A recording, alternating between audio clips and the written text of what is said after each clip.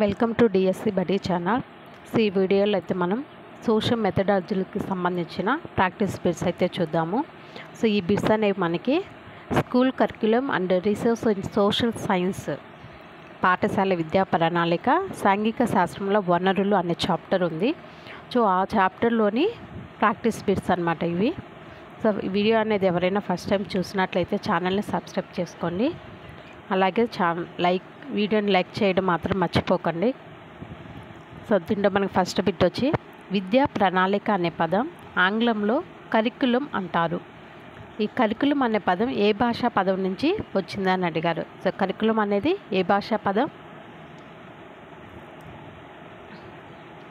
Curriculum అనేది మనకి Latin భాషా పదం. నెక్స్ట్ కర్రీరే అంటే కర్రీరే అంటే అర్థం ఏంటి అని అడిగారు. సో అర్థం ఏంటి మనకి? పరుగు పందెపు బాట. నెక్స్ట్ బిట్ వచ్చి విద్యార్థి మానసికంగా, శారీరకంగా, భావావేశపరంగా, ఆధ్యాత్మికంగా, నైతికంగా వికాసం చెందేటట్లు చేసే పాఠశాల కార్యక్రమాల మొత్తంను విద్యా ప్రణాళిక అని నిర్వచించినది ఎవరు అన్నారు. సో ఈ నిర్వచనం ఇచ్చిన వారు ఎవరు అని అడిగారు. ఈ నిర్వచనం ఎవరిచ్చారు మనకి? క్రో and crow.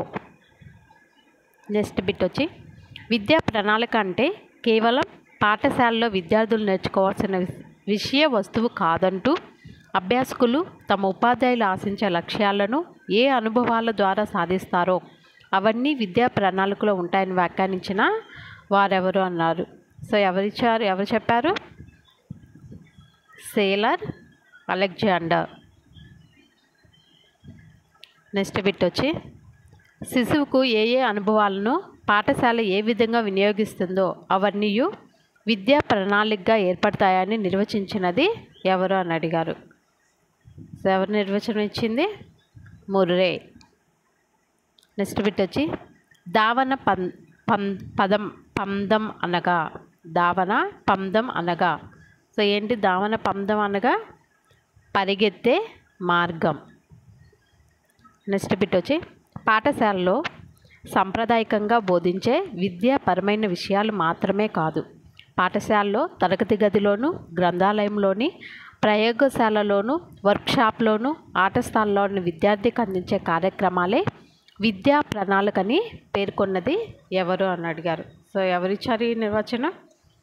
A commission? Second విద్యా కమిషనా, కొఠారి కమిషనా, రామ్మూర్తి కమిషనా, రాధాకృష్ణన్ కమిషనా? సో ఆన్సర్ వచ్చి మనకి సెకండరీ విద్యా కమిషన్. సో నిర్వచనాలు అనేవి ఇంపార్టెంట్. మన నిర్వచనాల నుంచి ఒక బిట్ అయితే కంపల్సరీ వచ్చింది. సో నెక్స్ట్ బిట్ వచ్చి విద్యా ప్రణాళిక రూపొందించేటప్పుడు జాకబ్సన్ ఏ అంశాలను పరిగణలోనికి తీసుకోవాలని సూచించారు? సో ఆన్సర్ వచ్చి మనకి పైవన్నీ. సో ఏమేమి తీసుకోవాలి? విద్యార్థి యొక్క స్వభావం, సమాజ స్వభావం, అలాగే విషయ స్వభావం, ఇవన్నీ కూడా పరిగణలోనికి తీసుకోవాల్సిన అంశాలు. నెక్స్ట్ బిట్ వచ్చి విద్యా ప్రణాళిక నిర్మాణ సూత్రం ఏది? విద్యా ప్రణాళిక నిర్మాణ సూత్రం అనేది ఏది అన్నారు.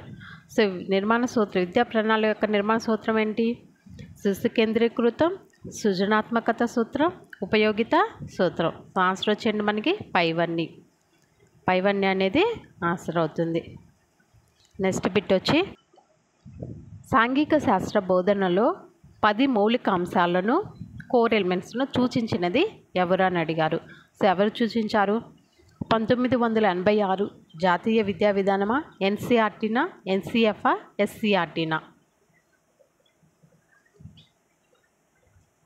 మనకు ఆన్సర్ వచ్చి 1986 జాతీయ విద్యా విధానం.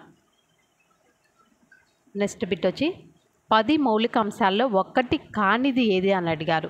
10 మౌలిక అంశాల్లో ఒకటి కానిది ఏది అని అడిగారు. సో వీటిల్లో కానిది ఏది? సమాజంలో సత్సంబంధాల, స్త్రీ పురుష సమానత్వమా, సామాజిక అవరోధాల తొలగింప, చిన్న కుటుంబ భావన. సో ఒకటి కానిది మనకి ఏమవుతుంది? సమాజంలో సత్సంబంధాలు. నెక్స్ట్ బిట్ వచ్చి భారత రాజ్యాంగం ప్రకారంగా విద్య రాష్ట్ర జాబితాలో ఉన్నందున రాష్ట్రాలు అన్నీ తమకు నచ్చిన విధానాన్ని పాటించేవి. అయితే ఉమ్మడి జాబితాలో విద్యను ఏ సంవత్సరంలో చేర్చారు? సో ఉమ్మడి జాబితాలో ఎప్పుడు చేర్చారు? 1976. నెక్స్ట్ బిట్ వచ్చి విద్యార్థి కేంద్రీకృత ప్రణాళికకు ఎక్కడ ప్రాధాన్యత ఇచ్చినారు అని అడిగారు. విద్యార్థి కేంద్రీకృత ప్రణాళికకి ఎక్కడ ప్రాధాన్యత ఇచ్చారు? సో ఎక్కడ ఇచ్చారు? 1986 NEP.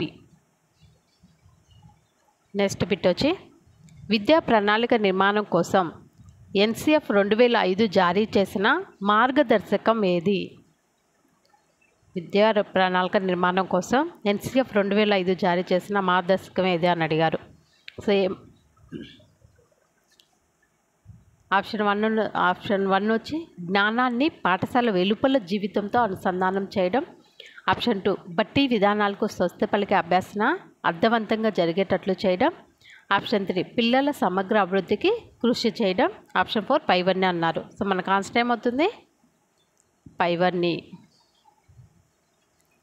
నెక్స్ట్ బిట్ వచ్చి భారరహిత అభ్యాసనంపై నివేదిక సమర్పించినది ఎవరు?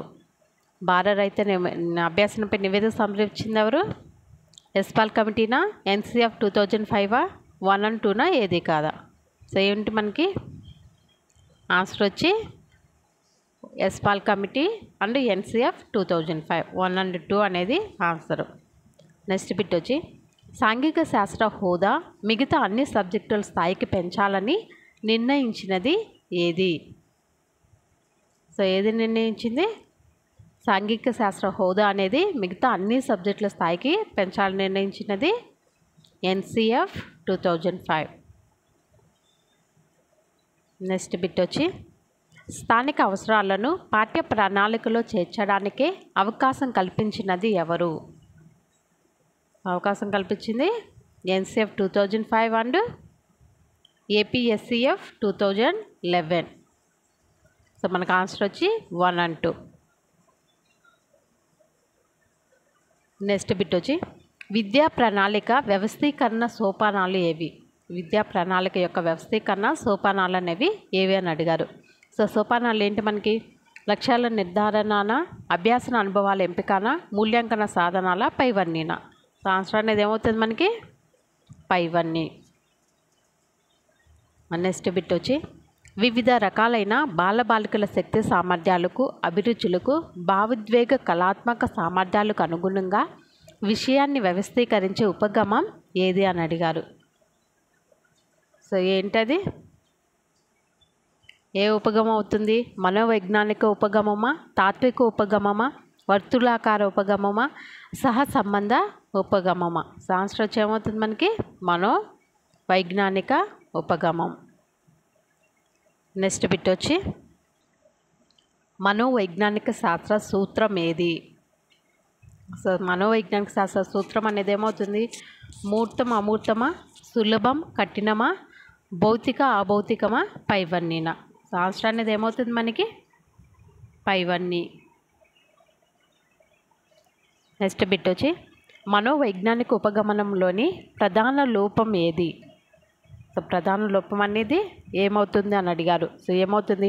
వైయక్తిక భేదాలను పరిగణలోనికి తీసుకోవు, పునశ్చరణకు అవకాశం తక్కువ, విద్యార్థుల సామర్థ్యాలను పరిగణలోనికి తీసుకోదు, నెక్స్ట్ విద్యార్థి కేంద్రీకృత పద్ధతి అని ఇచ్చారు. సో దీంట్లో ప్రధాన లోపం అనేది ఏమవుతుంది? వైయక్తిక భేదాలను పరిగణలోనికి తీసుకోవు అని ఇచ్చారు. సో ప్రధాన లోపం అనేది వైయక్తిక భేదాలు అనేవి పరిగణలోనికి తీసుకుంటారు. నెక్స్ట్ బిట్ వచ్చి ఏ అంశాన్ని తెలుసుకోకపోతే మరొక అంశం సరిగా అవగాహన చేసుకోవడం సాధ్యం కాదు. ఆ అంశాన్ని మొదట విద్యార్థులకు బోధించి తద్వారా తదుపరి అంశాలను బోధించే పద్ధతి ఏది అన్నాడు. సో ఏ పద్ధతి అవుతుందో అలా బోధించేది? మనోవైజ్ఞానిక పద్ధత, తార్కిక పద్ధత, వర్తులాకార ఉపగమమా, ఏకకేంద్ర ఉపగమమా? ఏమవుతుంది మనకు ఆన్సర్ అనేది? తార్కిక పద్ధతి. నెక్స్ట్ బిట్ వచ్చి గాంధీ గొప్పదనం, శివాజీ పరాక్రమం, అక్బర్లో మత సహనం బోధించడం ద్వారా విద్యార్థిలో ఏ రంగాన్ని ప్రభావితం చేయవచ్చును? సో ఏ రంగాన్ని ప్రభావితం చేయవచ్చు? భావావేశ రంగం. నెక్స్ట్ బిట్ వచ్చి ఏకకేంద్ర వృత్తాకార రీతి పద్ధతిలో గల ఒక దోషం ఏది? వృత్తాకార రీతి పద్ధతిలో గల ఒక దోషం అడిగాడు.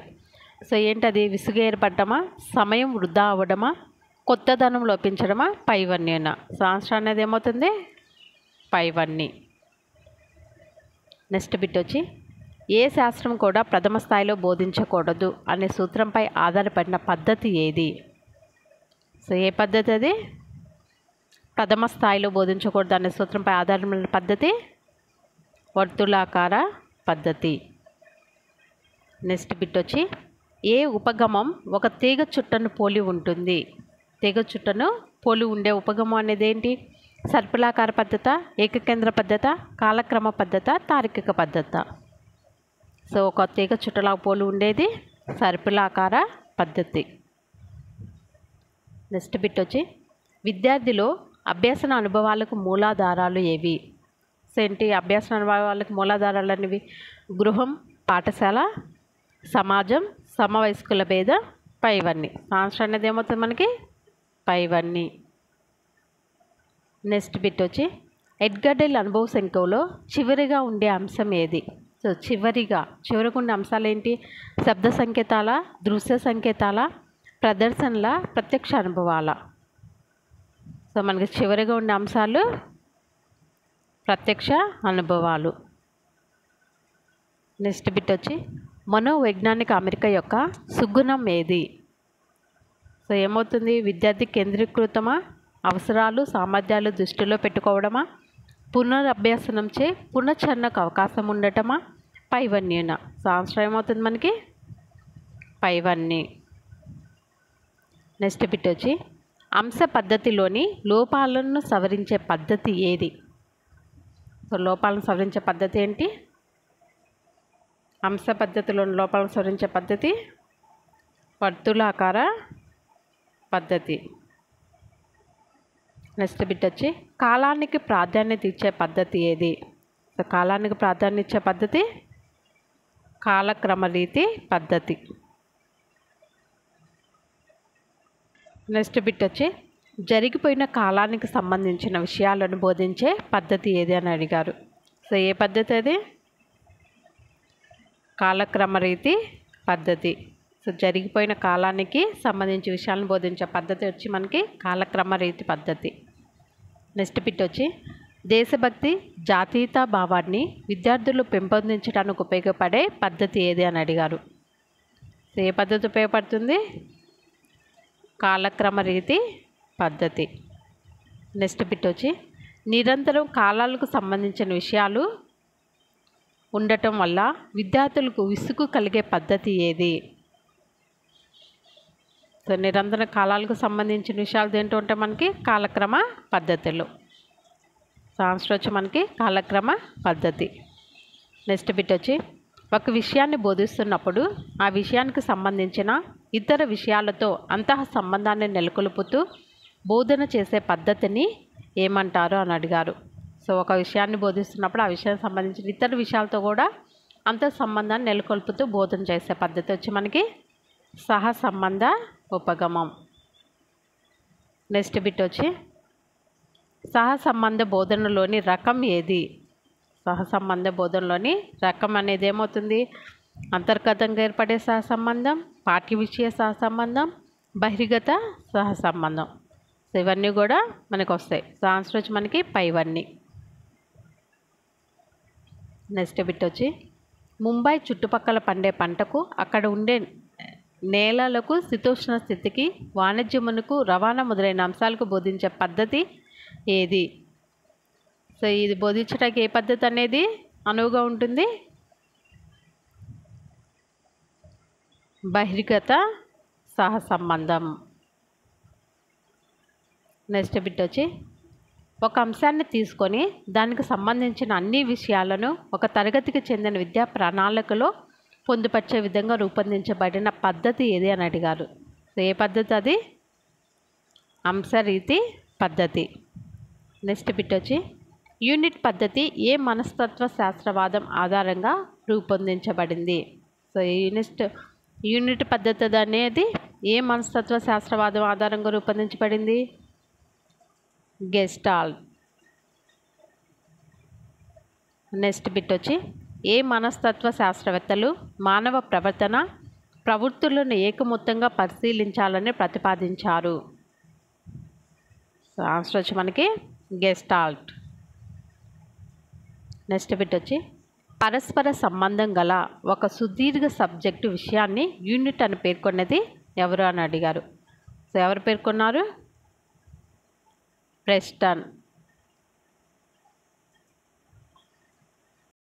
నెక్స్ట్ బిట్ వచ్చి ఒక పరిసరానికి కానీ శాస్త్రానికి కానీ కళకు ప్రవర్తనకు కానీ సంబంధించిన ముఖ్యమైన సమగ్రమైన భాగమే యూనిట్ అని నిర్వచించినది ఎవరు? సో ఈ నిర్వచన వారు ఎవరు మనకి? Henry Morrison.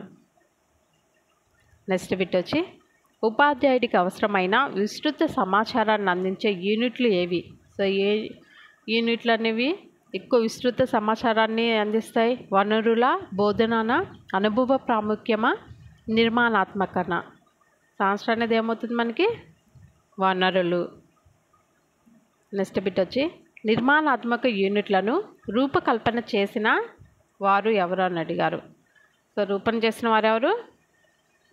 Jones. Next bit వచ్చి నిజ జీవిత భాగాన్ని తరగతి గదిలోకి దిగుమతి చేసుకున్నట్లుగా భావించబడే యూనిట్ ఏది? సో ఏంటది? బోధన, వనరుల, అనుభవ ప్రాముఖ్యమా, నిర్మాణాత్మకమా? ఆన్సర్ అనేది ఏమవుతుంది? అనుభవ ప్రాముఖ్యం. నెక్స్ట్ బిట్ వచ్చి యూనిట్ పద్ధతి సోపానాల రూపకర్త ఎవరు అని అడిగారు. సో యూనిట్ పద్ధతి సోపానాల రూపకర్త ఎవరు? మోరిసన్. నెక్స్ట్ బిట్ వచ్చి విద్యార్థుల్లో గ్రంథ పఠనం, నియోజనాలు, సమస్య పరిష్కారం వంటి కృత్యాలు ఏ సోపానంలో నిర్వహించబడ్డాయి అని అడిగారు. సో ఏ సోపానంలో నిర్వహించబడ్డాయి? సాంశీకరణ.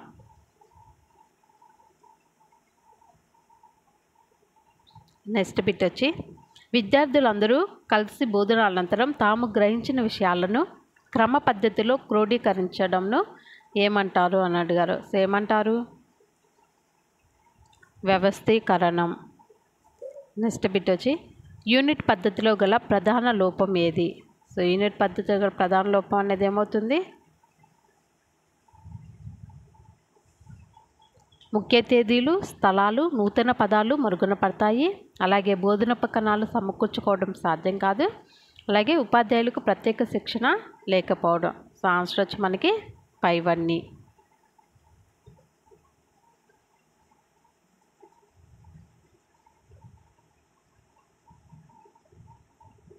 నెక్స్ట్ బిట్ వచ్చి భవనాలు, నాణ్యములు, చిరస్మారకాలు, యుద్ధ పరికరాలు మొదలుగున్నవి ఏ రకపు ఆధారాలు అని అడిగారు. సో ఏ రకపు ఆధారాలు ఇవి?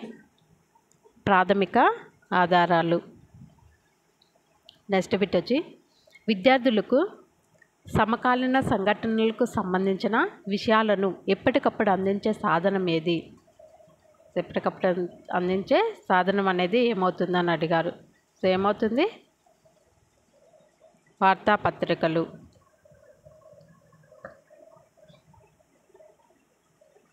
నెక్స్ట్ బిట్ వచ్చి ఏ శాస్త్రవేత్త పరిశీలన ప్రయోగ ఫలితాలను విశ్లేషించాడు? ఏ శాస్త్రవేత్త పరిశీలన ప్రయోగ ఫలితాలను విశ్లేషించాడు అని అడిగారు. సో మనకు ఆన్సర్ వచ్చి కోబెన్. నెక్స్ట్ బిట్ వచ్చి చర్మం, స్పర్శ ద్వారా ఎంత శాతం అభ్యాసనం కొనసాగుతుంది? చర్మం, స్పర్శ రెండింటి ద్వారా ఎంత శాతం అభ్యాసనం అనేది కొనసాగుతుందా అని అడిగారు. సో ఆన్సర్ వచ్చి మనకి 1.5%. నెక్స్ట్ బిట్ వచ్చి విద్యార్థుల్లో వాసన చూడటం ద్వారా జరిగే అభ్యాసన శాతం ఎంత?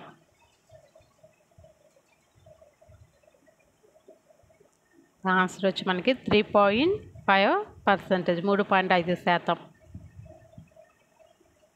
నెక్స్ట్ బిట్ వచ్చి విద్యార్థికి ఉపాధ్యాయుడు ప్రవేశపెట్టిన విషయానికి మధ్య గల పరస్పర ప్రతిచర్యలను ఏమంటారు అని అడిగారు. సో ఏమంటారు?